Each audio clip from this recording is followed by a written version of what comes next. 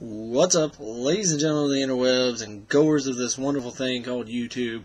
Cthulhu the Dark One back with a review that I actually thought I did and then realized I didn't. So I apologize for basically like the oldness of this figure. We'll be taking a look at and slight build of the LEGO DC Universe Superheroes Green Lantern. I did this, it's part of a 3-character set they did, other than like the little mini sets that has the normal size LEGO people. The DC did, and there's Green Lantern, Joker, and Bats. I already did Joker and Bats. And it's basically kind of like a Hero Factory, but with superheroes. And of course now there's the Marvel ones out. I believe it's Hulk, Cap, and Iron Man.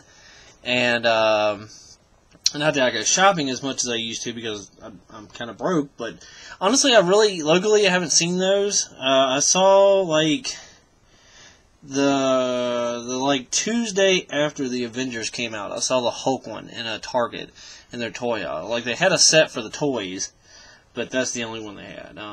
But anyway, it's pretty cool. Like I said, it's kind of like a Bionicle or Hero Factory, but yeah.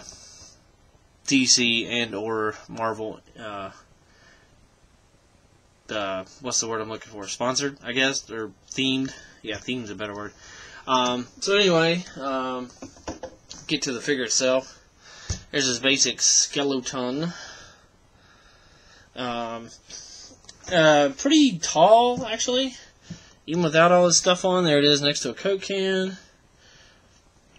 And there the basic frame is next to the Joker, so same height. Of course I don't have his head on yet, but it's around about the same height. I'll compare it when I finish building him. I'd say it's about right the same size as the newer Hero Factory figures. So you have the basic skeleton. In case you don't know, on these guys, much like the Hero Factory counterparts, every little joint is a ball joint, and you snap them all together. So super, ultra, mega posable. And it holds a pose really well. This, actually, since it popped apart, this is the one notable thing comparative to Hero Factory. Hero Factory, basically, you can see the shoulder here, that here's the joint, or here's the connector, and this is how it connects. And there you have the shoulder joint. And on pretty much all the Hero Factories, that's pretty much the same for the legs. On these guys, though, you get this extra little bumper piece, which, I don't know, it adds just that much more height to it. But, other than that, I mean, you still get the same range of posability. It's a little bit tighter joint than normal, but then, I mean, it does pop off kind of easy-ish. But, so other than that, but they do hold a pose really well, as long as you can balance them. And get some cool poses out of them.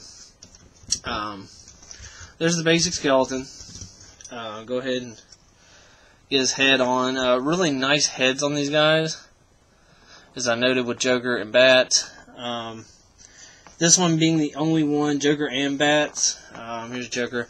Show you what I was talking about in case you missed that video. The hair here, it's like the face is a hard plastic, like the same plastic as any of the other parts. The hair is like just kind of a softer, I don't know how to describe it, kind of foamy feeling. Like it's softer plastic, a little bit pliable, especially on the end there where it's thinner. I'm guessing Hal Jordan, Green Lantern, that's what this one's inspired by, is the only one that has none of that on it. It is just one solid piece of plastic. But also an interesting note I noted on Joker and Bats, also normally, like with Hero Factory, the head would just be on like a normal little connector piece, like you can see coming out of it here. And it would just snap on, and like this piece would just be molded as part of the plastic or molded into it. These, however, you can see a little screw there, are actually screwed into the heads. It's kind of an interesting note. I guess maybe because it's such a dramatically different mold. I don't know if it's the same on the Marvel ones. Like I said, I haven't seen any of those yet. But other than that, pretty standard build. Get the skeleton together, get the head on, and then you proceed to put all his armor pieces on.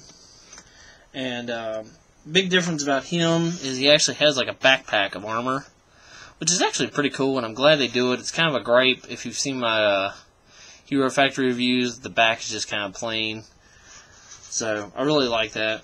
Has a little connector piece there, and if you notice, this whole back assembly is basically just another body frame. So pretty large and in charge, so to speak. Anyway, just line it up. Just kind of snaps on there, and it also provides his shoulder guards. And then, let's see, we'll move on to a chest piece, which is nice. It's actually coming across a little lighter on camera. Let's see here. Can't mess with this a little. It's not that bright of a green. I mean, it's green. That looks about right. But trust me, it's not like super duper neon green, like it's kind of sort of looking. But you have a little Green Lantern symbol there. Normal gauntlet-y chest piece. Snaps on. That becomes his chest armor.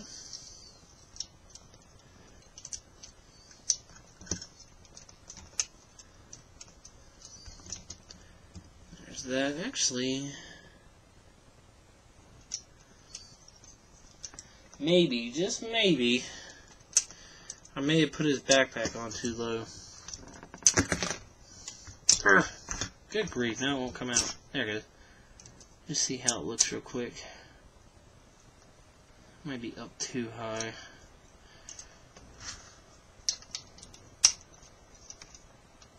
Nah, that's about right. Okay, so I apologize. Backpack was one too low. You want it slightly above his hips. Or you can do it however you want. So, I mean, that's a thing too. And of course, like you saw, if you mess up somehow, easy, quick, super fix. His shoulders, a little gray gauntlet piece with the white, which I really like. It's a really nice accent for it. And then again, like I said, you could put these armor pieces wherever, build it however you want. This is pretty much per instruction. His little shoulder guards. And he has two more kind of wrist forearm guards there. Definitely really armored up, and I like that about these. You don't have a lot of vacant space. Then another gauntlet-y piece, kind of pretty much similar to the same one on the upper arm. And then another green piece. And I really gotta say, I really like, you know, especially the DC ones. I don't have that big a problem with the Hero Factory ones. Like, I like the designs on them, and I like the colors they use. But these DC ones, man, I don't know. It's so simple, but they just look really well with the choices they made for, like, the panel colors and where they go and everything.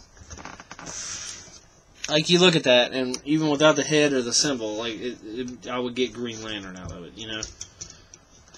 And they all kind of came with a weapon-y thing. Joker came with his gun. Bats came with his swords. He comes with, I guess, a construct of a mace sort of thing. Spins. And you can go either hand. Typically, he has his ring on his right hand. So it just pegs in like a normal weapon. And it's like it's coming out from his ring. I tried to look, because it's actually like a little semicircle here on the bottom of the piece. It does not have any type of ring design. I would have liked, I may take a Sharpie and like color in like a little green splotch on his ring finger. Just as like a little added detail, but there you have him, just ready to like whop whop or zap enemies. The Lego DC superheroes Build-A-Figure Hal Jordan Green Lantern. And I do, I really like it. Like, it looks really good, it comes together really well. Good profile from all the way around, no real empty spots. And there he is once again for a size comparison, roughly the same height. I don't have bats near me, but they're all pretty much the same height, and there they both are next to a can of Coke again. So, anyway, again, apologize for the age of the figure. They are in stores now. You can find them anywhere. I want to say $13, $14 price range, if memory serves. It's been a while. Like I said, I thought I reviewed him, but then realized I did not. So, but it still makes a pretty cool little figure if you're into Legos. and then the DC makes a cool little figure to have displayed around. So anyway, till next time.